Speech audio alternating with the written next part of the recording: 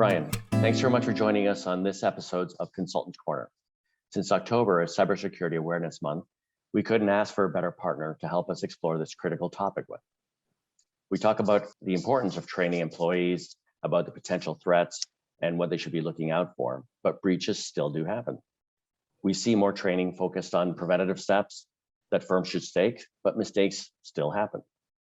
Given your experience, we'd love to get your perspective on scenarios like ransomware, how it's delivered, and what happens if you take the bait. Sure, yeah, Carlos. Thanks for the welcome. I always enjoy talking with you and you guys there. So happy to be on.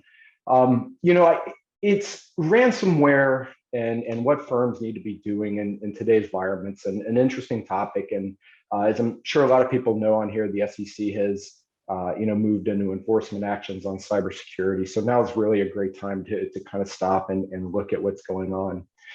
Kind of first, one of the problems I see in the industry comes down to the training. A lot of times the training is not based in reality. And to give you an instance, everyone's doing phishing training where they'll send employees a phishing link and it may say, a prince in Africa needs to transfer $1 million and they see who clicks on it, which is, for the most part, the majority of people out there know these kind of phishing emails and are keen to them. And I'm going to make up numbers here, but let's say 95% of the cases that I work where there has been a breach, it always comes down to employee error, whether they accidentally clicked the link or they were careless with the IT. And so I think the training really needs to come down to being more reality-based to prevent this type of thing. So, for instance, one of the phishing emails that we've seen that was successful is just, one coming in. It's and if you've seen any of our webinars, we show how easy it is to make a malicious PDF file. And unfortunately, our industry has gotten into a mindset where they think PDFs are safe by default, and that's just absolutely not the case. So sometimes the attacks are simple, where it's a malicious PDF that's being sent to a financial advisor, and it may say something like, hey, I've only got $5 million at Fidelity in my retirement account. Can you take a look at this statement and tell me, how would you handle my money? And a lot of the advisors out there, when they see 5 million in incoming assets, they're going to click on that link pretty quick. And, I call that the greed channel. So real world phishing a lot of times follows greed in trying to get people to click. And the other one is fear. We see a lot of fear-based phishing attacks. So one of the attack vectors that we watch. Several years back, there was a breach for a website called Ashley Madison. And Ashley Madison was an online database where married adults could get together and arrange an affair. And of course, a website like that's going to be a target. It got hacked. And what happened is that a lot of people that signed up for that website used the work email address, right? Perhaps that's easier to keep from a spouse or whatever, they use their work email address.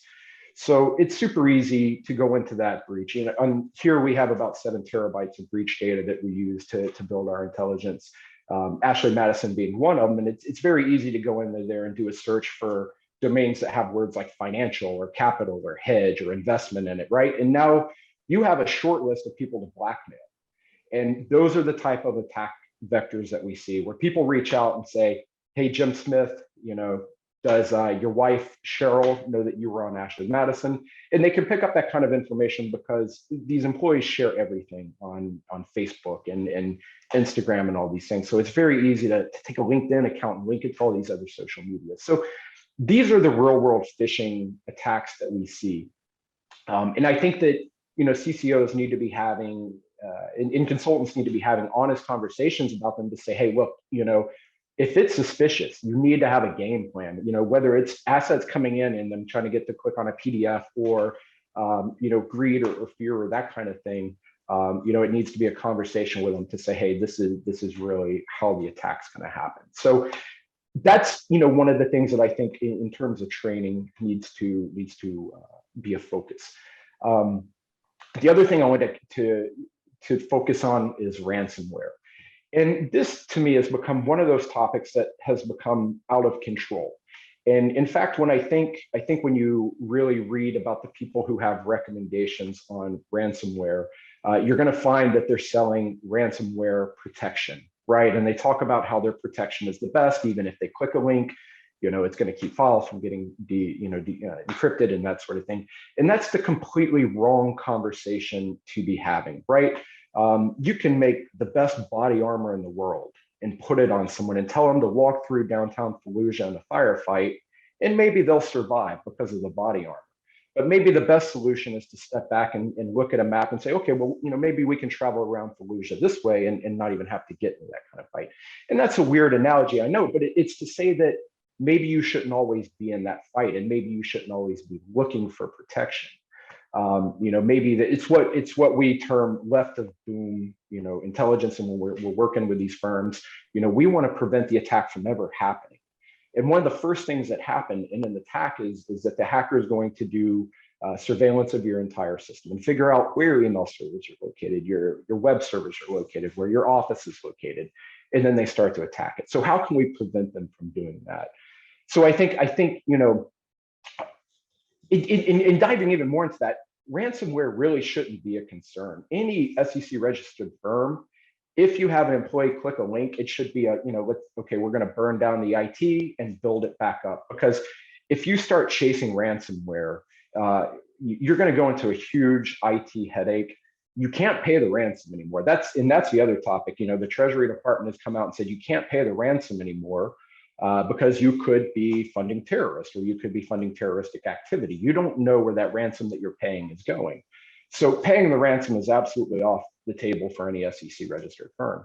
So you have two options. One is you can spend weeks doing forensics and diving in and cleaning out systems, or you can be prepared from the get-go and have backups ready to go and automated backups of your system, and keep your files encrypted and use two-factor authentication. So that when you do have a ransomware attack and you have an employee click on a link and on a long enough timeline and a big enough organization, it's going to happen. It's an absolute, positive thing that's going to happen. You should be ready for that, right? And it's just, okay, someone clicked the link, we're going to go to our business continuity plan, we're going to go to our backup systems. Okay, this network might have been compromised, we're going to get the traders off that network and move them to a hotspot. Whatever that unique business continuity plan looks like for that firm, when you hit ransomware, that's the time to reenact it, because burning it down and building it back up much faster and much cheaper than one, paying ransomware, or two, hiring an outside IT firm or forensics to come in. Do you see more firms incorporating their ransomware testing or reaction as part of their business continuity plans or disaster recovery? I think so. Part of the problem is, for one, it's hard to stage those kind of attacks or those kind of audits.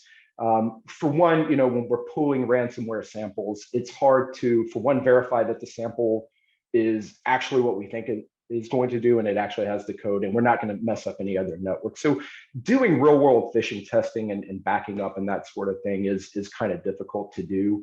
For the firms that have gone to these completely virtualized environments, it's easy to kind of set up a sandbox there and do some testing. A lot of firms are quite there to that. But again, that's adding a lot of headache, in terms of, should you be doing a ransomware specific test, or maybe should you just say, hey, what happens if we lost a laptop?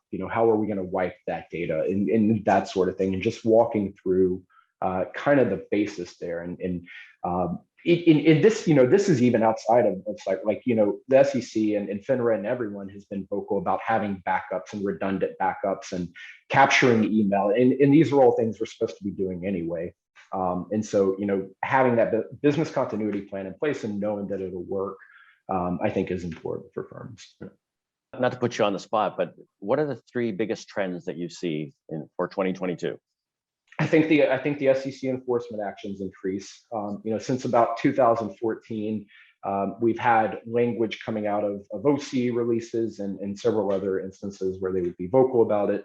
And I think we've turned that corner now to where, for one, if we start having more business email compromise, like we saw in the last enforcement actions, if we have breaks from policies and procedures where policies and procedures are saying one thing and the firm's doing something different, I think they're really going to start bringing heavy enforcement action on that. It's kind of like the warning period's over and it's coming. So I think that's going to be a part of it. Having solid compliance documentation and training in place, like whatever that means for your firm, walking through your threats and risk, saying, okay, we know we have employees working from home, which maybe 50-50. My clients, some of them are going back to working in the office. Most of them have said, hey, working from home is fantastic and we're more productive, and they're moving to that type of environment. So, I think 2022 is going to bring, and diving back a little bit, like this is another major problem we've had with COVID, and in some of what we're seeing coming out of the SEC so far is that, with these people working from home, we don't quite know how to treat their home networks, right? Should we be doing vulnerability scans internally in these home networks? Because people have teenagers that are running gaming servers at home, and they have Alexa devices and Ring doorbells and Roomba robots. And every time we do a firm and I find a Roomba robot, like it's hard not to turn it on and send it running, right? Like these are all very vulnerable devices.